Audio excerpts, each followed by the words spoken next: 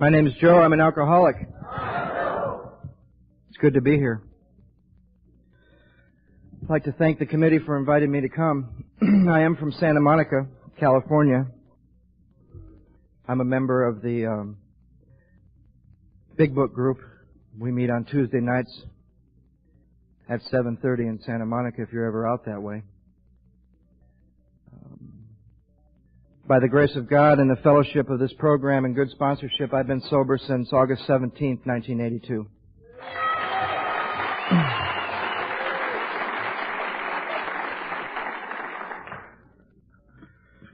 For that, I'll be forever grateful. I used to think that gratitude was something that we feel and something that we think about, and I found out that that's true. But I also found out that it's an action. I used to feel the same way about love, because all I had ever really done was felt it a few times maybe and thought about it a lot. Knew very little about expressing that.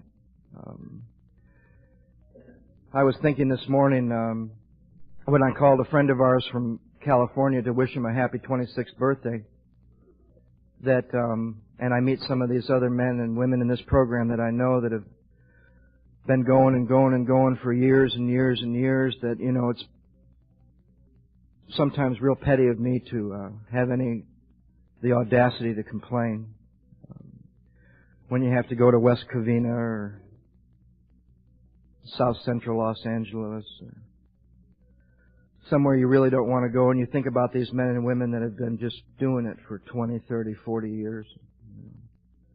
And sometimes I complain about going across the street from my house to my home group.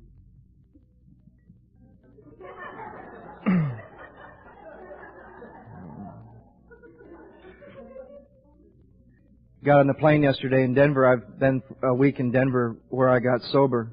I moved from Denver to Santa Monica in 1986 when I was 4 years sober. And I've been in Denver for about a week, and I got on the plane yesterday and took my seat, and the row was filled, and there was a guy and a lady in the middle and me on the aisle, and it wasn't but 5 minutes, and the only other alcoholic coming to the Kornhauser conference was the guy sitting next to me from California. And we just started talking, and about 15 minutes later, after talking about all this stuff, I wondered what this poor lady in the middle between us thought. We were trying to be careful not to mention AA or alcoholism or sobriety, or, you know, we just left out all the important stuff, right? And I was telling him a story about meeting a Baptist fundamentalist minister on a plane one time going to Texas, and about 10 minutes into our little talk, he was asking me about God, and I was telling him funny stories that you hear in AA, and he just thought they were really cute. And this lady said, "Well, what are you guys doing?" I said, "Well, we're ministers going to a convention." She didn't believe me, and I told her I was just kidding. It was a great experience. And then to get here last night, had a great dinner with some friends from California. It's just great being here. Really warm folks. I grew up in the Midwest in Michigan. Not really the Midwest, though. The upper Midwest. Cereal City. I grew up in Battle Creek, Michigan, and wasn't allowed to eat Kellogg's. My grandfather worked for Post Cereals, so I ate Frosted Flakes when I began to rebel. I wore a tie this morning out of respect to Dick Martin, and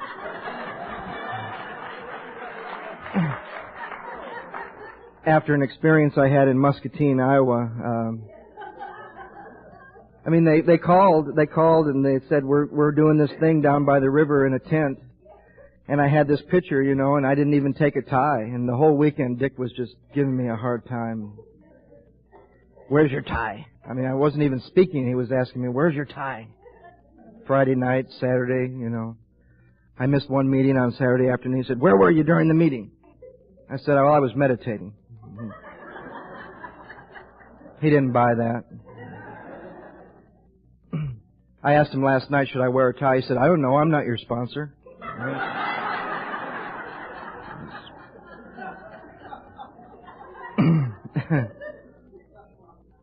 I'm reminded of a story when I look at those that have shown up this morning that I heard one time, and at the time it kind of made me angry, and I know that when that happens there's something I need to look at. And there certainly was something that I needed to look at, and the story was about taking 100 of us from Alcoholics Anonymous and, God forbid, putting us back in the bar.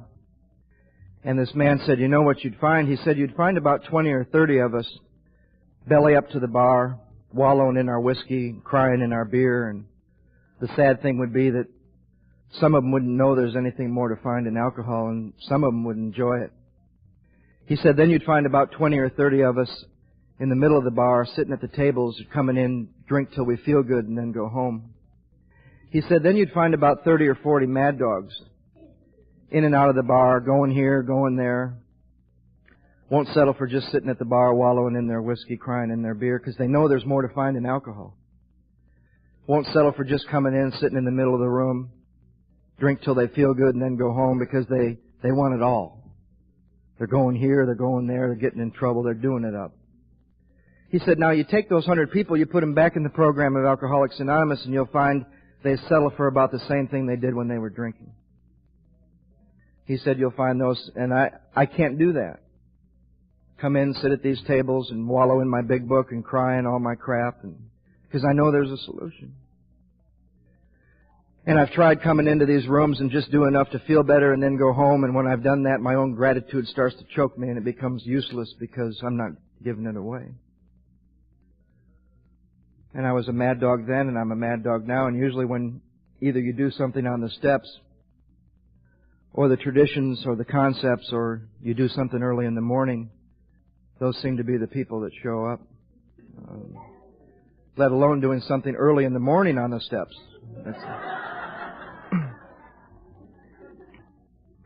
I'm also a smoker, so I thought maybe that we'd do this from the basement where the smokers are, and maybe closed circuit TV up to this room.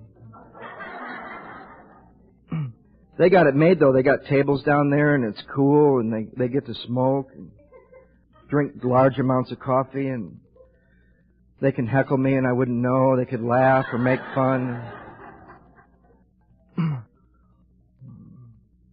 I've been a active participant in all 3 parts of this program for 9.5 years. Active in the steps, active in the fellowship, active in service, since somebody told me there were 3 parts to the program. Now, I didn't know that at a certain time when I was 5 months sober. And I didn't know there was a part of the disease that I was suffering from that starts and gets worse after the last drink. No one ever told me. But I started to experience it.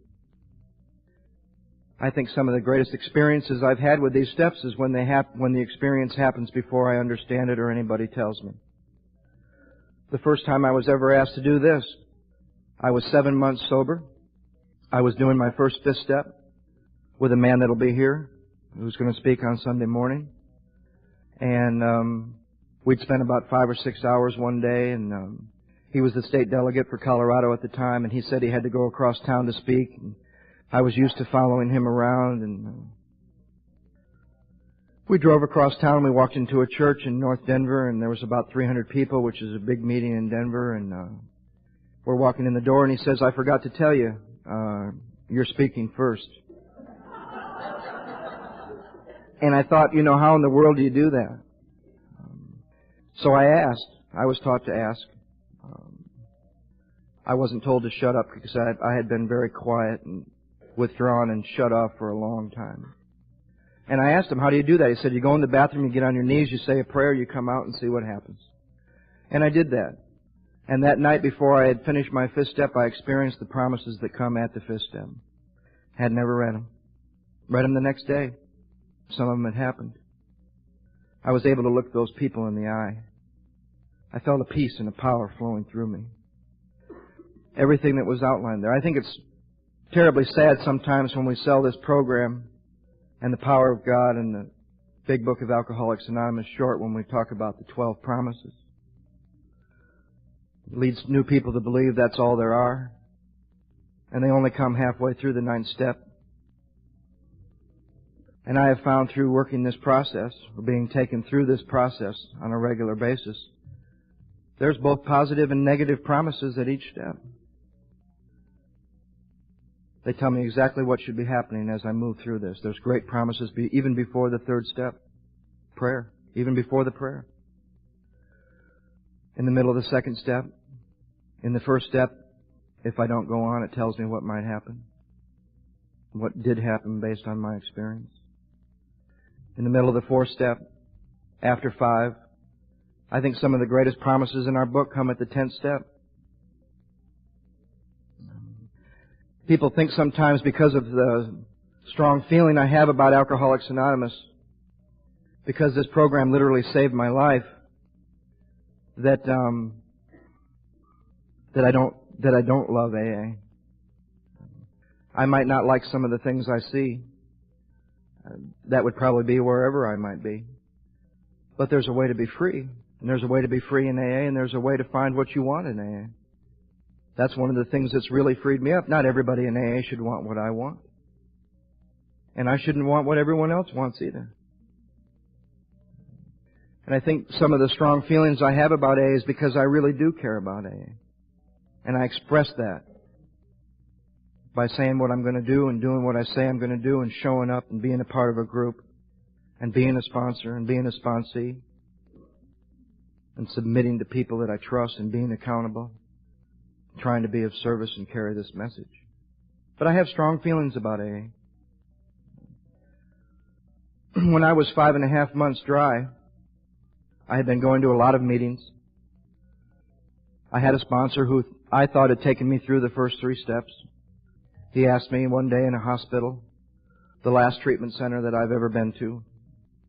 It's kind of ironic about that. After being in treatment 10 times and becoming a therapist in one,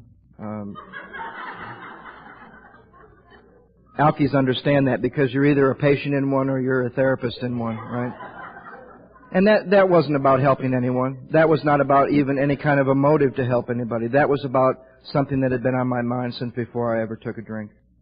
What's wrong with me? That was about finding out what was wrong with me. And if I got the right information and the right little piece, everything was going to be okay. Funny thing about AA is you find out what's really wrong with you at a gut level. It's not okay. You have to move on. You have to find some power. But at 5.5 months, I didn't know that. There's a girl in our group in Santa Monica that says quite often that, grace really only lasts as long as ignorance does. And once you see a piece of truth, no matter how long you might be sober, you really need a little bit more than grace because you need some power to do something with the truth that you've seen. And I have found that to be my experience. I have gone long periods of time believing that what I think I know is true, and finding out by submitting myself to someone else and to a process that I can't do, and being given the power to move through that process, I find out about big chunks of time where I think I'm awake and I know the truth, and I find out that it's a lie. And there I was at 5.5 months with all these ideas about AA. I thought I had a sponsor. I had a guy that took me around to AA meetings and taught me how to pick up girls in treatment centers. God bless him.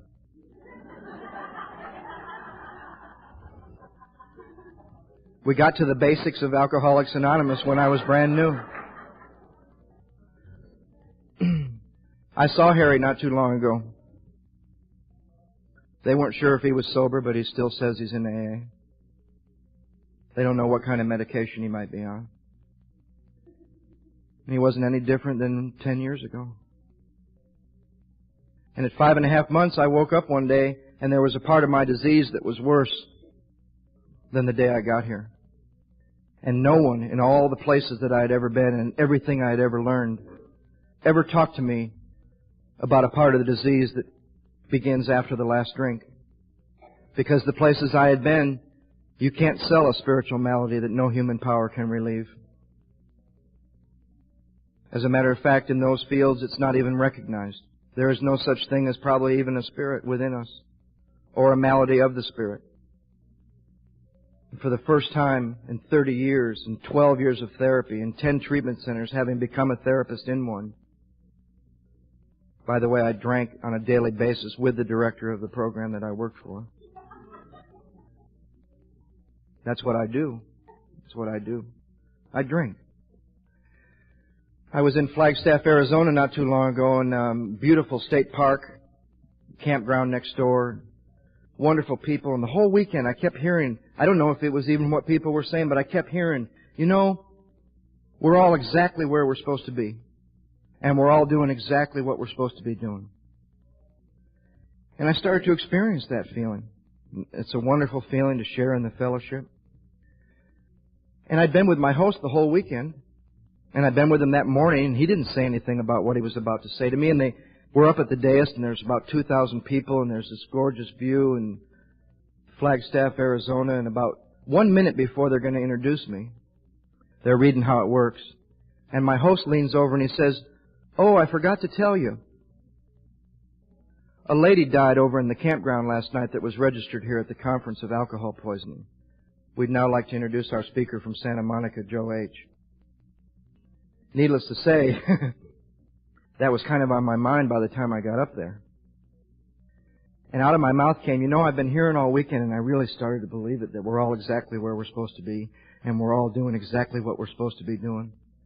And when my friend reminded me about 1 minute ago of what happened last night over in the campground, I was really reminded, just a little teeny shift in consciousness, what it'll produce within me. That we're all exactly where we shouldn't be, doing something we absolutely shouldn't be doing.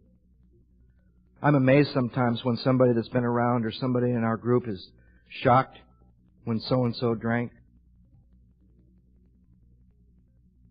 Oh, my God.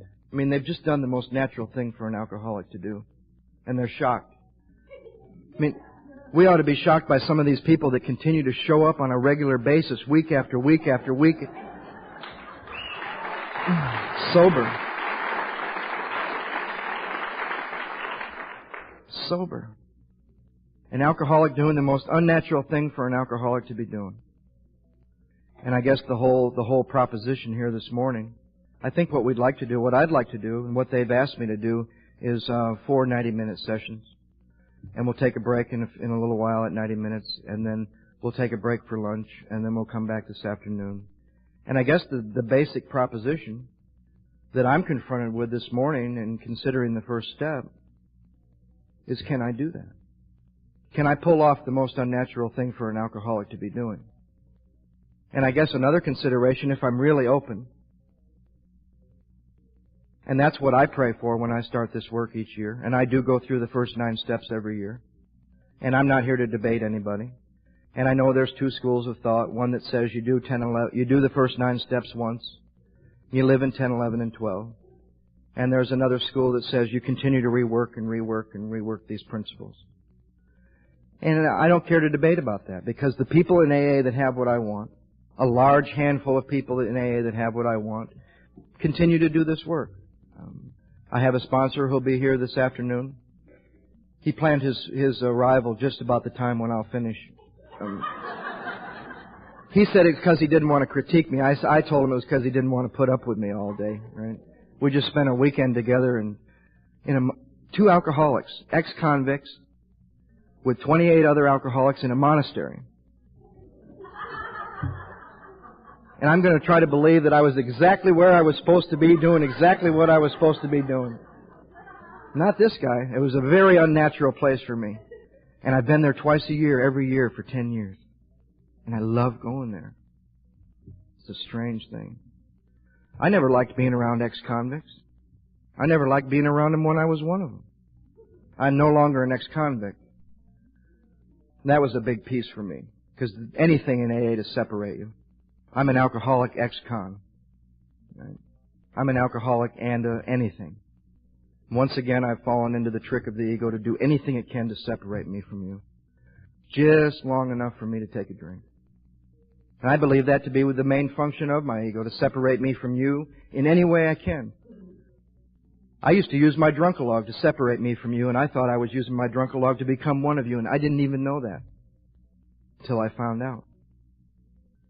It wants to separate me from me and what I truly am and convince me I'm not an alcoholic just long enough. And it wants to separate me from this power that keeps me sober. And any one of the combination of those three just long enough to put me back on a bar stool. And I know that. I used to have a great attachment to my drunkalog. And I don't have a problem with anybody that tells their story. And I don't mind telling my story. I don't mind sharing my story with anybody.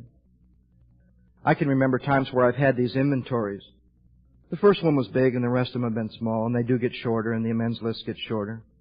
And I'm not writing about what I wrote about 10 years ago. But I'm trying to stay current to be here. Maybe it's just for this one moment. You never know.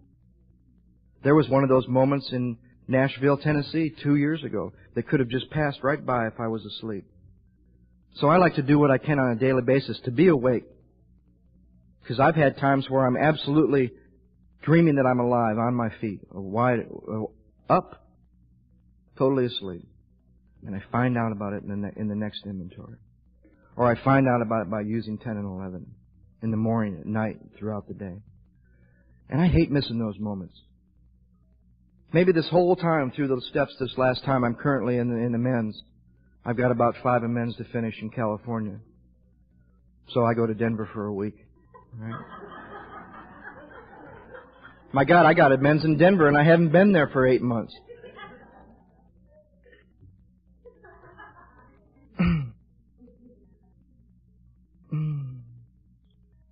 Maybe going through the steps this time was really about just being awake for one guy or one gal that's here right now today. And you never know. One person that doesn't know that maybe there's a little bit more than what they've experienced. Because see, that's what my ego wants to do also. Trap me where I am and convince me this is it. And God is no longer everything. He's now finite. He's measurable. This is it. With any area of my life. With relationships. With money. With business. With health. With my relationship with God. With my freedom from alcohol. This is it. You're not going to get any more. That's it. That's what it wants me to do. Maybe there's one person here today that's sometimes baffled in AA. Because I have had times in the program of Alcoholics Anonymous sitting in these rooms where I absolutely feel that I don't fit. Because they're just doing it. They're coping with life. They're dealing with their feelings. They're just not drinking no matter what. And I'm sitting there and thinking, why the hell do I have to do all this damn work to stay in touch with this power? Why can't I just do that? I sometimes feel in AA the same I used to when I was drinking. Why can't you just quit? Why can't you just stop breaking my heart? And sometimes I'm sitting there and I hear people saying what they're doing and taking the credit. They don't need God. They don't need to work these steps. They find everything they want in the fellowship. And I sit there sometimes feeling really alone. And most of the time I don't. Because I'm usually surrounded by people that are just like me. And I surround myself with those people. I'm terribly leery of people that say they walked into the program of Alcoholics Anonymous, their first meeting, and everything's just been hunky-dory ever since. And at 90 days they had a conscious contact, you know. I've had to work my ass off in this program, one little piece at a time. I got a guy that I got sober with. We were in treatment together. I just spent 5 days staying in his home. He's a good friend of mine. He's my broker. That's an amazing thing, a guy like me. I have a guy that cares about me and what's done with my money. Because I don't seem to handle it real well when it's left to me alone. We were in the same treatment center. We used to talk about drinking. We used to talk about using drugs. He and I sounded just the same. We sounded just the same. He was there because his wife threatened to leave him. And I don't think it matters what reason you get here. I think what matters is why you need to stay. He didn't need to stay. He got out of treatment, became a parking attendant, valet parker in a restaurant. He now owns half of a stockbroker firm. Hasn't had to do anything in AA, never had a sponsor, never been to meetings, never had to work these steps, and he just keeps getting better. 3 kids, wonderful house, wonderful wife. And I keep having to submit myself to a process that I don't even really like, to just kind of stay above board and somewhat sane and at peace some of the time. And I wonder, what's wrong with me? And I always know there's somebody here that's at that place. I've met him when I did it when I was at 5.5 months. I reached it again in 1.5 years. It happened again at 3. It happened again at 5.5. I've met people with a lot of time sitting there wondering about that stuff that they don't tell anybody about in the middle of the night. What's wrong with me? Why aren't I getting it like everyone else seems to be saying they're getting it? Or maybe just that little lurking notion that maybe there's a little bit more than just relief. You know, I've learned all the stuff to do to feel better. I can share 100 times a week. I can go to 300 meetings. I can call 10,000 people. I can talk about it. I can cry about it.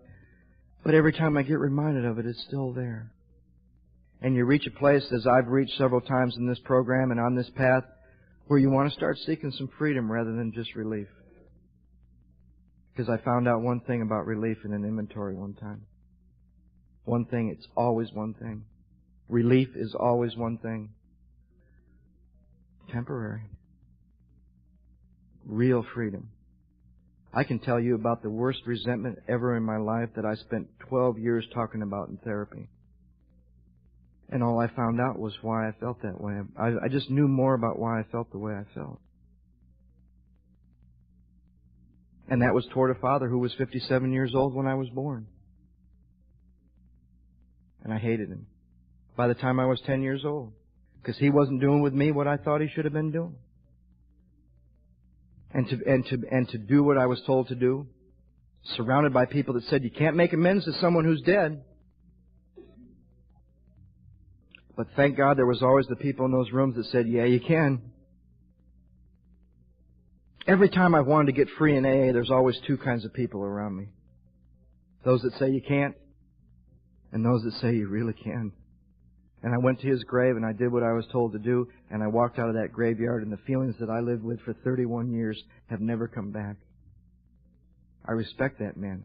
His age, when I was born, used to cause me great pain. It now gives me great hope.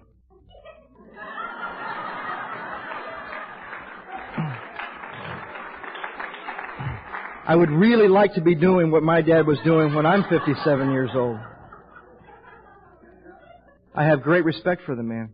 He did some amazing things in his life, and I had 2 older brothers that played baseball with me, that took me places, that were there for me at the game, and couldn't appreciate a wise man that was in my life until it was just about too late. We made our peace when he was in the intensive care unit of a hospital that I was locked in a psychiatric ward downstairs, and no one in the family but my mother knew, and I was brought to my dad's deathbed, and we made some peace, and I was downstairs in a white room, had been locked up for 36 days. He died in the same hospital I was in. That used to cause me great pain. I used to hate alcohol. Sober. I love alcohol. I love what it did for me. I love what it did to me. If I hadn't found alcohol at age 13 when I did, I would have probably blown my head off if I would have gone on feeling the way I felt. Because I was separate, different, and apart, full of fear. Every description of untreated alcoholism in this book fit me before I ever took a drink.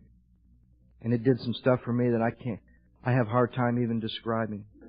But I know that you understand if you're like me. And then when it turned on me, it was also became my saving grace, because it took me to a place where I was open to give up. I'm grateful for every drop I ever drank. I'm grateful for everything I ever did, because I've been able to get free of it. Been able to take that trash heap garbage of a past that I never thought would mean anything to anybody, and actually have people ask me to share that with them and realize that it's the greatest gift that I have. That's an amazing thing. I'd like to read one thing outside of the 164 pages. And I just heard it again. Heard it.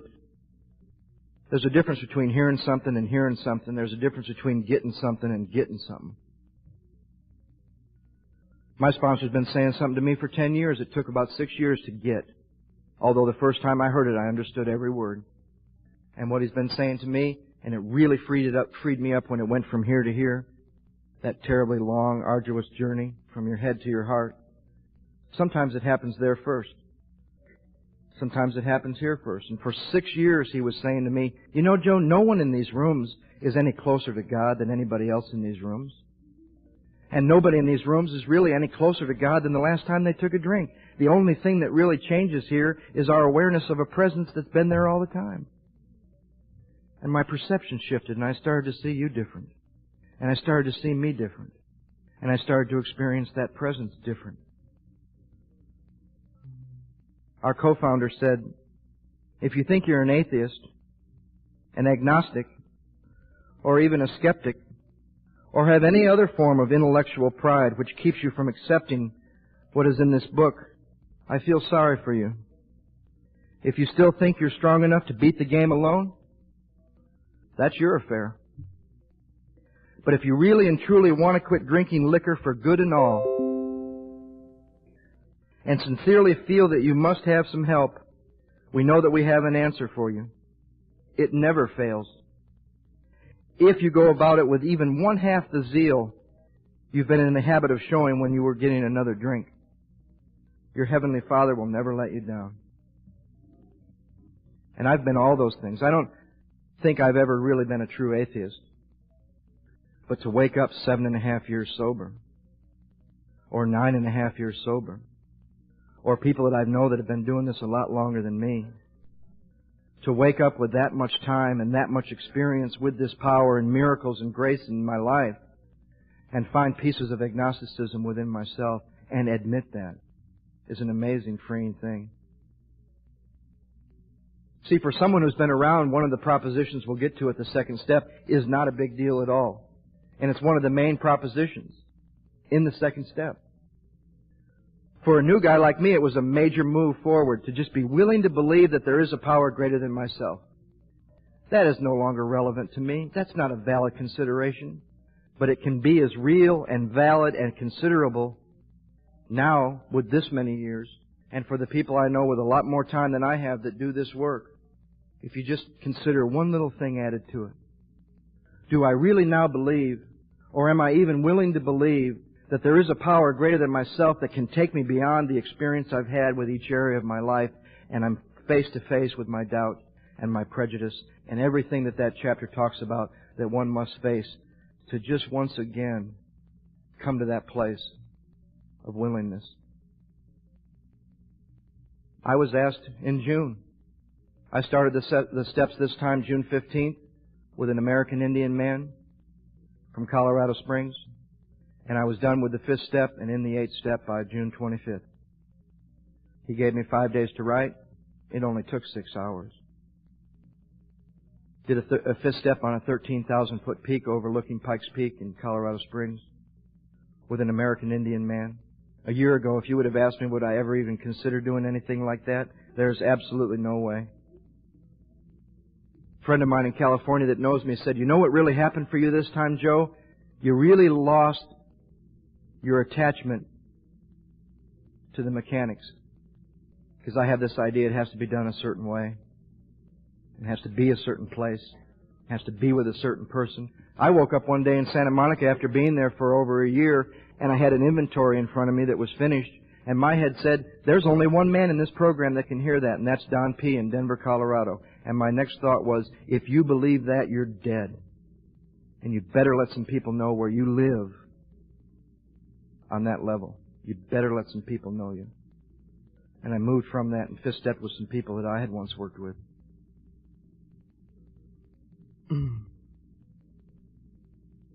To wake up at 5.5 months because of someone exciting me about this program and really convincing me of the two things that need to happen for an alcoholic to recover, and I believe they do need to happen because everyone I've met that stayed around here, it happened. Sometimes they both happen in the same moment. Sometimes one happens and then the other happens. And I believe those two things that had to happen for me was, one, I needed to meet a man that I knew was like me. And number two, I needed to meet a man that wasn't like me anymore. And those two amazing pieces came together at the same time. Because, you know, they had paraded those people by me in a lot of different places where I was that I knew were like me. But none of them had a solution. If that's all I needed, the county jail would have worked the first time I ever went there. To share with a common peril, if that was all that was needed, I would have gotten well a long time ago. But I believe there's two parts to that cement that binds us, you and I, together. That you and I not only share a common problem, and I know that you're like me, but we also share a common solution. Because they had also paraded a lot of people by me that had a solution. But every time I met one of them, I knew he wasn't like me. He hadn't been where I'd been. He hadn't felt what I felt. He was either a teacher or a minister or a therapist or something. And I'd ask him, well, have you ever done that? Have you ever been there? Have you ever felt that? He'd say, well, no. But when I was in college, they told me that you poor people would, and it wouldn't happen. And it took me 5 months to wake up to the fact that I'd met the guy in my first meeting. Because in my first meeting, I met a man that said, you don't have to ever feel this way again. And he had been where I had been, and he had done what I had done, and he had felt what I'd felt, and most importantly, he drank the way I drank. Not the amount or the length of time or the trouble or any of that. He drank the way I drank. And 5.5 months later, I woke up one day, and I was confronted with the nature, the true nature of my condition, further away from my last drink than I've ever been.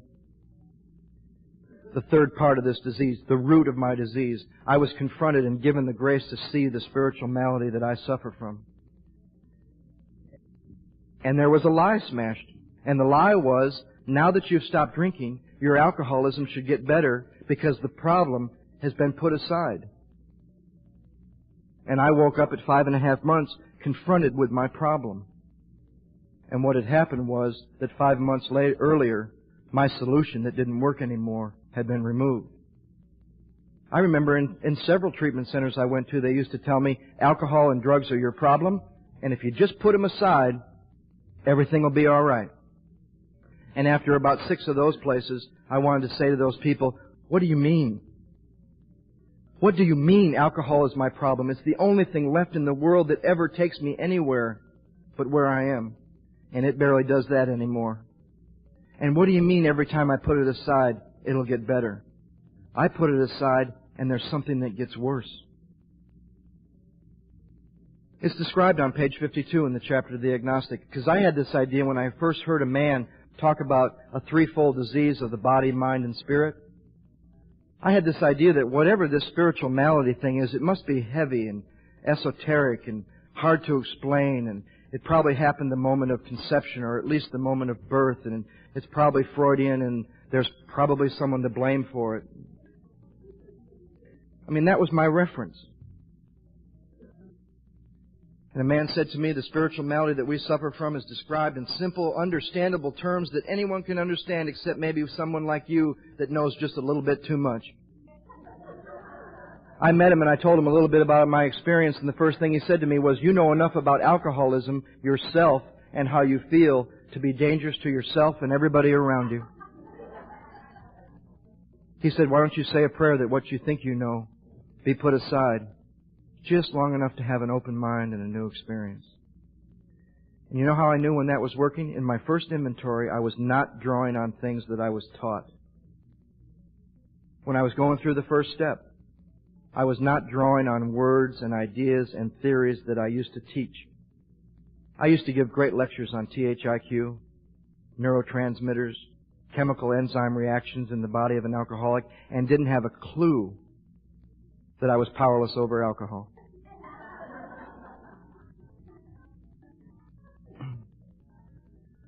So at 5.5 months, I went to this man that I'd heard in my very first meeting, and I asked him for help.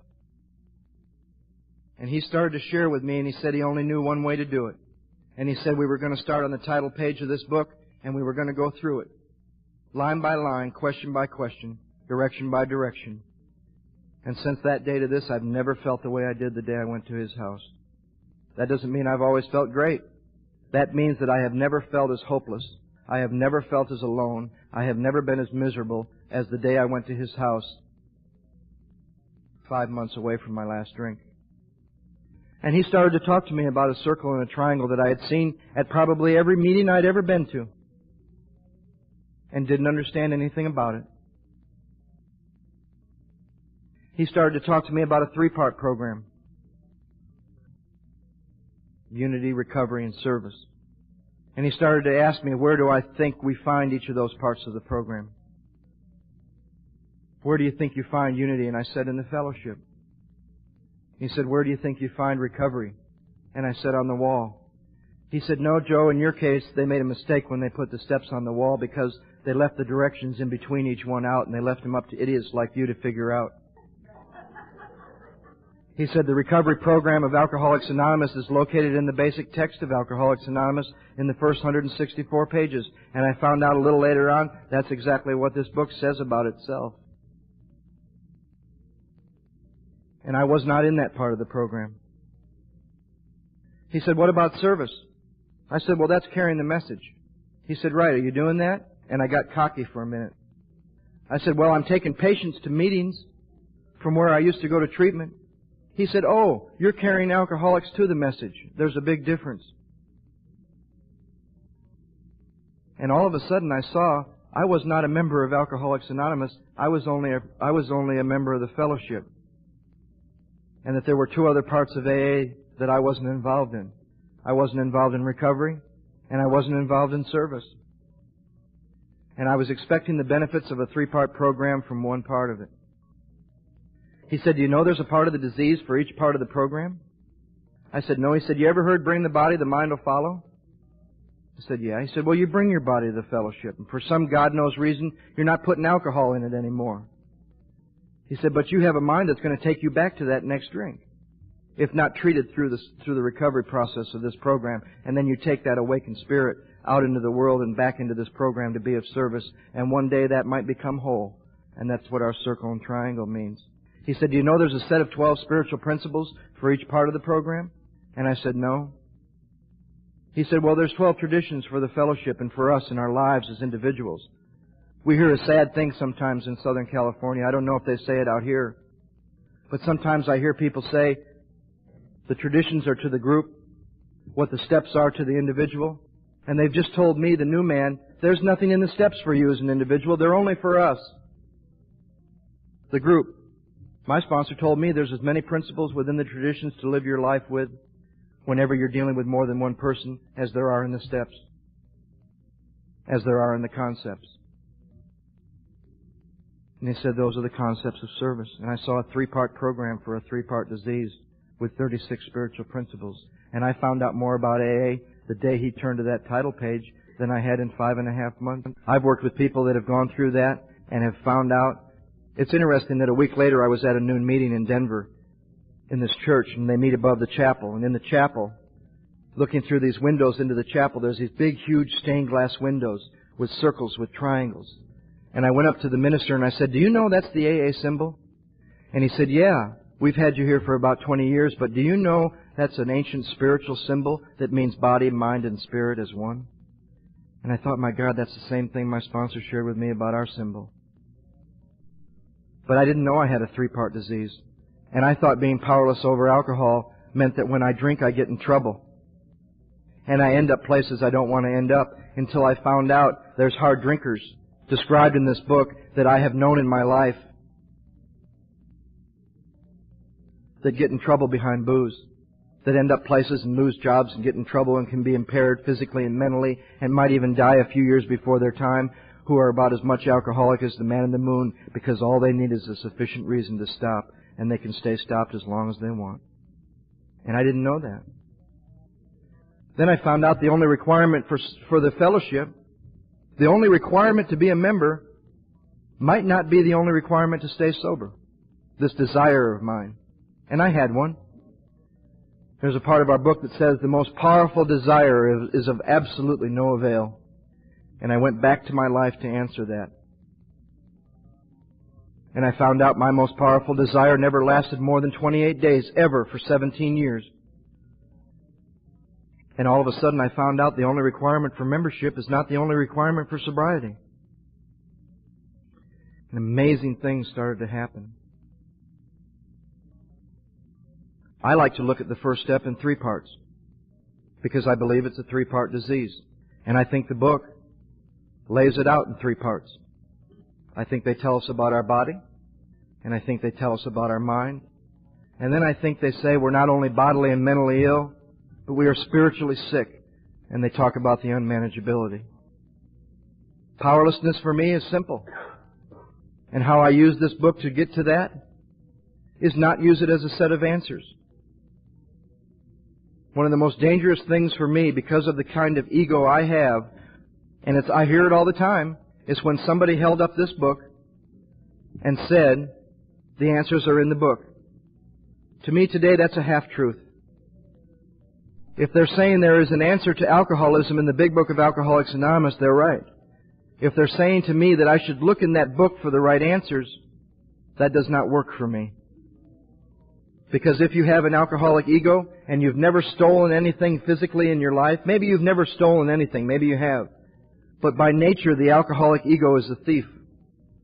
And it takes a little from here, and it takes a little from here, and a little from this book, and a little from this movie. My God, we take stuff from people we don't even like and try to put it in here and make it real.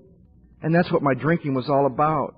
Take it from here and put it in here and feel it for a minute, and boom, it doesn't happen because it's not mine. The greatest thing I could share with you about how I've been taught and how I have used this book is to look at the book as a set of questions and directions on how to have a spiritual experience, and take those questions and find the answers within yourself so you can fully concede to your innermost self that you're an alcoholic. It doesn't say we learned that we had to admit in our head that we were powerless over alcohol. This is the first step in recovery. It doesn't say we learned that we had to figure out why we're alcoholic. This is the first step in recovery. It doesn't say it's an admission that takes place here, because some of us come here and we don't have enough to do anything with up here. It says that these people learned that you must fully concede to your innermost self that you're an alcoholic, and this is the first step in recovery. And I found that those answers, if I can be given the right questions, take place here, experientially, and has nothing to do with knowledge. I had all the knowledge in the world about alcoholism. I had more than there was worth having. I had enough to be dangerous to everybody around me. I had too much knowledge. And I think the greatest analogy and one of the greatest pieces of freedom that comes in this program is when you start to learn the difference between knowledge and experience. Between understanding somebody saying something the first time they say it and then experiencing it 6 years later and getting it. The difference between thinking it and getting it. The greatest analogy I've ever heard is the difference between what you thought it would be like to have an orgasm the day before you had one and what you knew it was like to have one the day after you had one.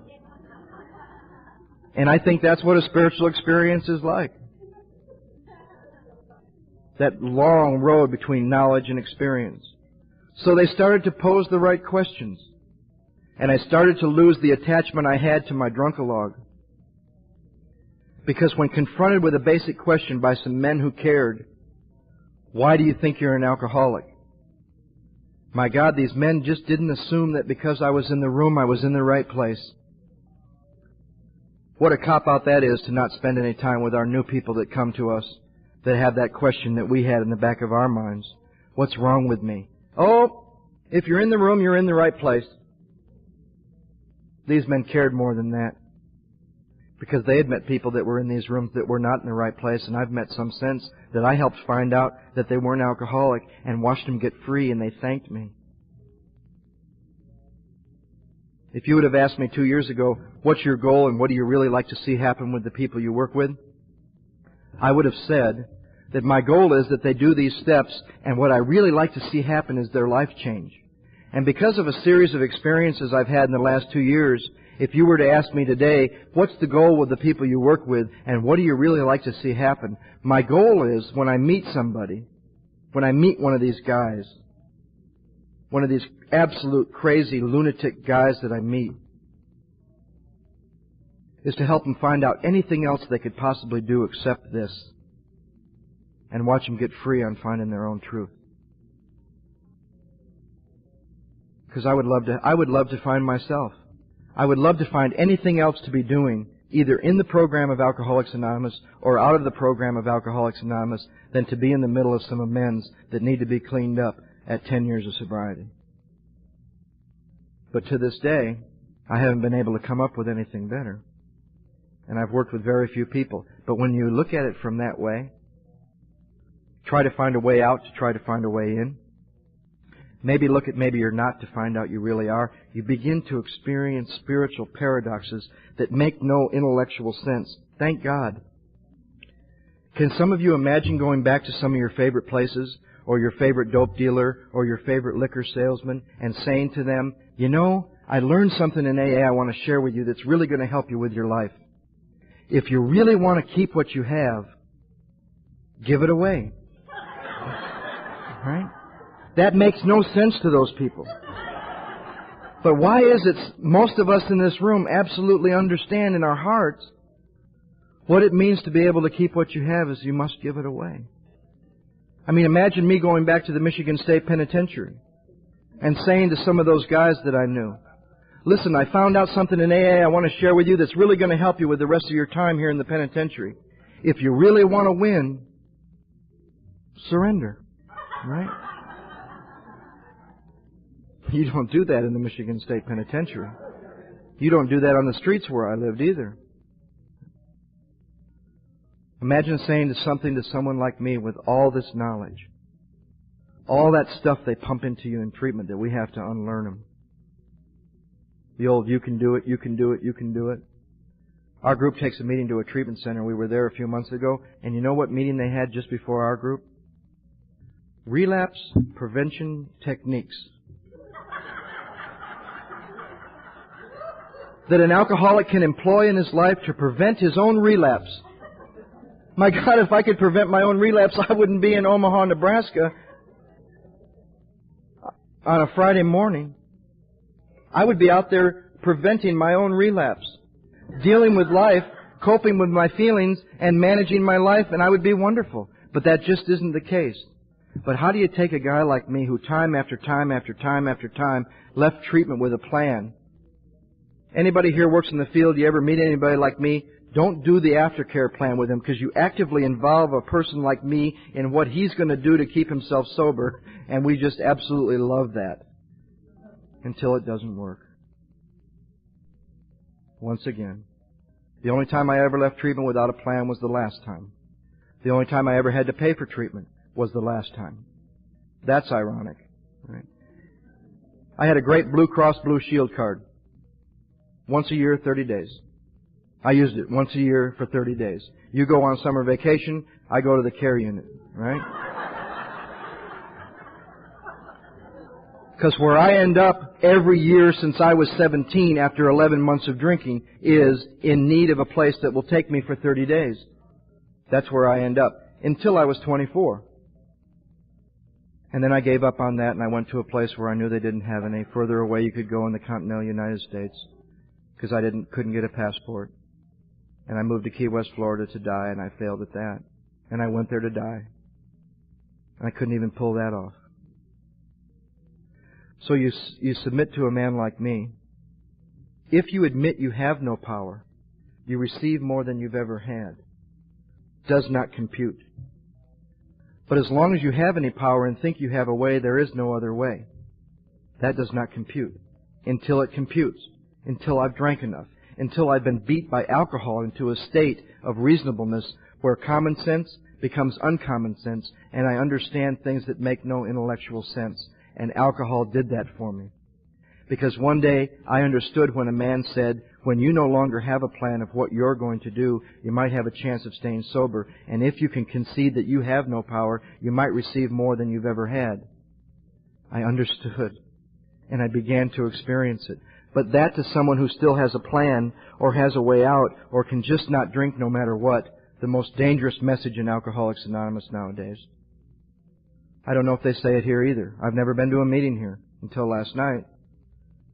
But when people say to someone like me, like they say in Southern California at some places, that we just don't drink no matter what, you lead people like me to believe that that's something I can do.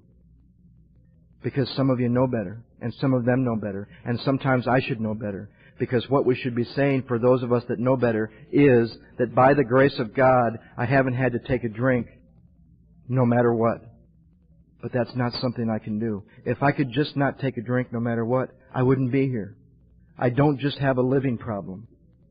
There are plenty of places out there where one can go to get power, to do what they want and live their life and manage how they feel and cope with life, other than Alcoholics Anonymous. I can't keep myself sober, and that's the basic admission that comes through a series of considerations and questions. I was taught to use the doctor's opinion as a set of questions. I thought, well, who in the world is this doctor anyway? 1935, more has been revealed. I mean, we know so much more. Who in the world is Dr. Soakworth? And an old guy that had been around since the original 100 members told me to why not consider that chapter by turning every statement I could into a question for me and looking for the answer within my experience. To answer a question experientially is totally different than answering a question in your head, because I go back to my experience. Does my experience abundantly confirm that when I put alcohol in my system, something happens which makes it virtually impossible for me to stop? That's what my drinking is about. It's not about where it took me. And when these men sat down with me and asked me the basic fundamental question, why do you think you're an alcoholic? All I could dredge up was, well, I've been to treatment 10 times. They said, wrong. A lot of stupid hard drinkers that get in trouble with booze go to treatment more than once that are about as much alcoholic as the man in the moon, and some of us have never been to treatment. What does that mean? We're not? I said, but, and I had nothing to grab on. Alcohol put me in the Michigan State Penitentiary when I was 19 years old. They said, wait just a second. What did they put you in the Michigan State Penitentiary for when you were 19 years old? I said, forgery. They said, then writing bad checks put you in the Michigan State Penitentiary. And you know what? A lot of hard drinkers go to the penitentiary behind booze that are about as much alcoholic as the man in the moon. And some of us have never been to the penitentiary. What does that mean? We're not? And all of a sudden I started to get what my ego had done. My ego was using the things that separate me from you to tell you why I'm one of you. And they said, you know, our preamble talks about sharing our experience, strength, and hope with each other, that we can look at a common problem. What's the common problem that all alkies suffer from? And all of a sudden, posed with two basic questions, I started to get in touch with something that I can sit in my living room with a 70-year-old little black lady from South Central L.A. who's never been to treatment, never been to the penitentiary, didn't come from a rich family, barely ever got in trouble, never had a DUI, never lost a husband, and this woman and I can sit in my living room and talk about these two things these men started to talk to me about, and if we're both alky, all of a sudden, it's there. Because what these men started to talk to me was about putting a bottle of alcohol right out here. And everything that stands between me and clearly seeing it is in the way. Smoke and doubt and confusion and knowledge and fear and boom. All this stuff. And that if maybe through this prayer, by putting aside what I think I know, and having some stuff removed by a series of questions that take a little piece at a time, well, do you think fear is going to keep you from it? Self-knowledge? Remembering it? Well, if you can't remember your last drink, you haven't probably had it. My God, there's men and women in this room that probably don't remember the last several months of their drinking. Boy, they must be really in trouble, huh? Right? I'm sober because I want to be. And I believe that my want has something to do with keeping me sober. Then I have power. I would not be open to these questions. And the two basic questions were, if you were to pop the top on that bottle and take a few, how long do you think it would be before you'd lose control over the amount? Can you consider 2 drinks a day for 30 days, no more, no less? I used to ask groups of kids when I worked with kids, would you rather be locked in a room with a little bit of something or nothing at all? And some of them would actually say, I'd rather be locked in a room with 2 beers than none at all, because at least I'd feel a little better. You ask an alkie that? How would you like to be locked in a room for 30 days, no more, no less, just 2 shots of whiskey every day, no way of getting any more? And an alkie will say, that would be hell. That would be torture. Because I don't just feel a little better after a couple. I might be able to take a breath. I might be able to take a long sigh. I might be able to even open my mouth to order the next drink. I might be able to look in that mirror or look at that guy next to me. But shortly after that breath, I'm going to order another drink. And shortly after that, I'm going to order one that I didn't want to order. I think the Chinese put it best 2,000 years ago or something of what happens to an alcoholic. A man takes a drink, then the drink takes a drink, and then the drink takes the man. I mean, how much simpler could you have been? And now we've added all this stuff to it. And I found that from the doctor's opinion to the top of page 23, they take me through Bill's story. Use it as a tool to look at the progression of your own disease and mark what you can relate to. Look at how he thought, how he felt, how he drank, how he thought, and how he fought, how he gave up. Mark what you can relate to. I've seen women go through that exercise and mark 3/4 of Bill's drunk-a-log.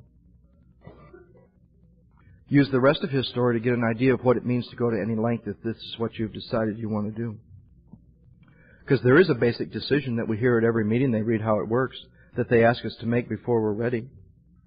Have you decided you want what we have? And are you willing to go to any length to do that?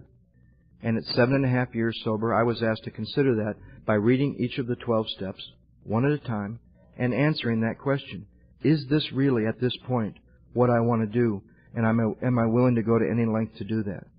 There's another statement on page 76, I think, in around the 8th step, that says, remember, it was agreed at the beginning that you would go to any length for victory over alcohol. Have I agreed to that? Is this what I want to do? To involve the ego from the very beginning, because if you don't think you're up against your ego when you start this process, you're mistaken. It is always the battle between ego and whatever else you want to call the other side. To involve the ego in this process by deciding on your own with the freedom that AA presents you, that this is what you want to do and that you're willing to go to any length to do it, somehow involves that in that, and you find a lot less resistance in 4 through 9. And I did that by considering each of the 12 steps and then reading Bill's recovery where it outlines what's necessary to do to recover, if this process is what you've decided. To use there is a solution, continuing to turn statements into questions. And you get to the top of page 23, and like a good textbook, they summarize everything you should have seen that covered the one basic thing like a good textbook used to do. They'd give you examples, they'd give you little quizzes, and at the end of the little textbook on addition, they'd give you a quiz. And the quiz at the top of 23 is, does my experience abundantly confirm that once I put alcohol into my system, something happens which makes it virtually impossible for me to stop? Do I crave alcohol, regardless of circumstance or emotional state? I met a guy out where I live one time not too long ago, and he says, he tried to use the big book on me. Right? He obviously didn't know who he was talking to, but he tried to use the big book. And he said, those people that wrote the book realized they only knew a little. More has been revealed. And now I wanted to ask him who he thought we were, but I wanted to hear what he was going to say more. He said, we in the 90s have found alcoholism is not a physical, mental, and spiritual disease that no human power can relieve. I said, well, what have we found out in the 90s that alcoholism is? He said, we have found out in the 90s that alcoholism is a feeling disease based in shame. I knew I had him. I said, let me ask you a question.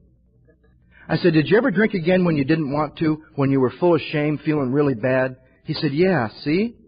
That's what he wanted me to see, right? Then I really knew I had him. Because I said, did you ever drink again when you didn't want to, when you weren't full of any shame, feeling king of the hill, top of the mountain, feeling great? He said, yeah. I said, did you ever drink again when you weren't feeling much at all? He said, yeah. I said, did you ever drink again just to feel something? He said, yeah. I said, did you ever drink again when you didn't want to, not to feel? He said, yeah. I said, then why the hell does alcohol care about how you feel, whether you drink it again or not? And I started to see the things that I used to base me being an alcoholic to you and myself on had nothing to do with it. That whether I was feeling bad, good, indifferent, whether the team won or lost, Because see, that's what my ego wants to do with the first step. When confronted with three basic questions. Why do you drink so much when you start? Why do you always drink again when you stop? And why do you think your life is unmanageable? The function of my ego is to keep the problem and the blame and the reason for it on something out here.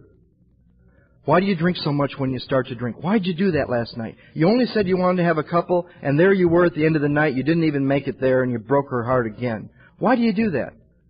Well, because she left me. Or because the team lost, or because it was raining, or because I didn't get the job. And then they break it down and they ask me, well, wouldn't you drink that way when she stayed? Or when the team won? Or when you got the job? And then my ego might at least submit to, well, because I was feeling bad and have low self-esteem. The biggest joke for an alcoholic like me to be conned into believing is that I suffer from low self-esteem. Right? Not that I have never had low self-esteem, but I have also probably had more esteem for myself than anyone in the world would ever even care to have for me.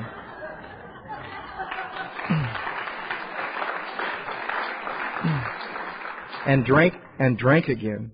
Right? I heard George Carlin a few months ago on HBO, and he said a couple things that caught my interest. He said, you know, we live in a society where we want to shield each other from death. So I don't say anything to make you uncomfortable, so you don't say anything to make me uncomfortable. And we take words that used to offend people, and we change them and make them longer so they aren't as offensive. And he gave some examples, like from World War I. Shell shock. Pretty graphic. Might offend somebody. So now after several wars, we've changed it to post-traumatic syndrome, right?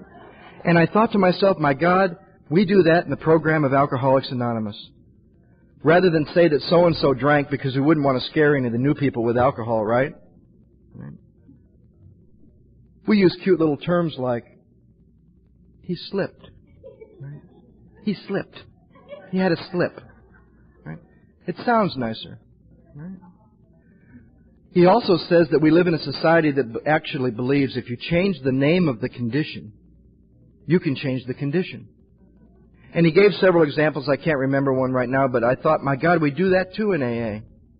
Rather than admit to you that I have a threefold disease, body, mind, and spirit, that no human power can relieve, because you see, my ego doesn't want to believe that. Maybe now in the 90s it's just low self-esteem coupled with obsessive compulsive behavior, right? When we get to talk about inventory this afternoon, it was an amazing thing for a guy like me to find out. When given a certain situation where I'm blaming so-and-so for me being angry, and my ego tries to convince me it's because I'm undeserving and don't deserve it, and I'm a rotten piece of you-know-what, and it cons me into believing that I'm angry because I have low self-esteem, to find out the lie that I'm really angry because I have a little bit too much esteem and nobody should treat me that way because I'm king of the hill.